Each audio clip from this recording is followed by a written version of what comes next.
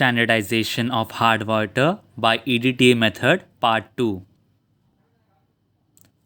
This video is created by BTech ECE students 2020. First, you can see we are pouring the EDTA in the burette.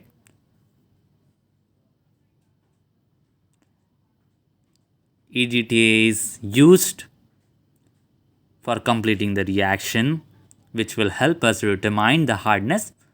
Next, we are taking a cylindrical measuring flask. For standardization, we are taking a standardized sample water and we are pouring about 20 ml in the cylindrical measuring flask. When we get it, we are putting 20 ml of standard hard water in the Erlenmeyer flask. There you can see the buffer. We are putting about 2 ml of ammonia buffer in the Erlenmeyer flask for maintaining the pH required for the reaction to proceed.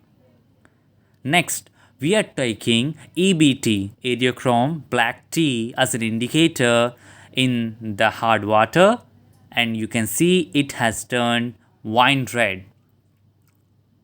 About 2 to 3 drops is enough as per the requirement. Next, we are putting the Erlenmeyer flask, which is consisting of standard hard water, under the burette and starting the stirring process.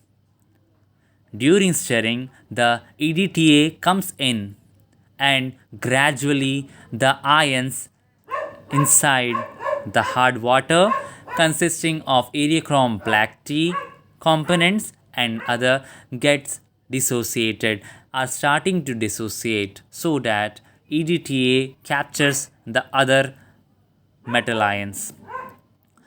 You can see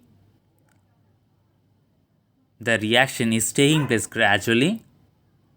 It depends on the quantity, how much we are using.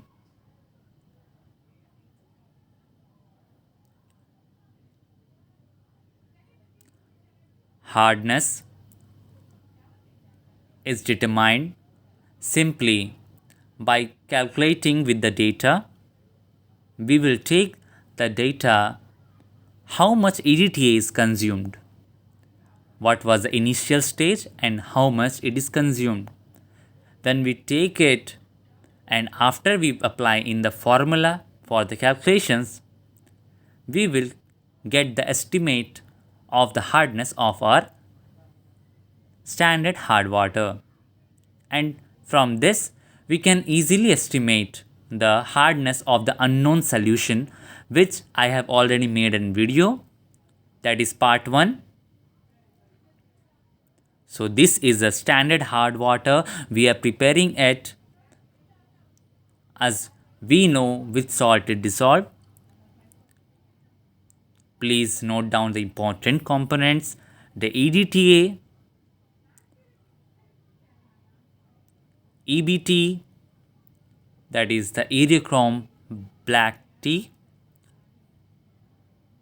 which readily dissociates whenever there is a buffer solution, as it requires a basic alkaline pH for proceeding this reaction.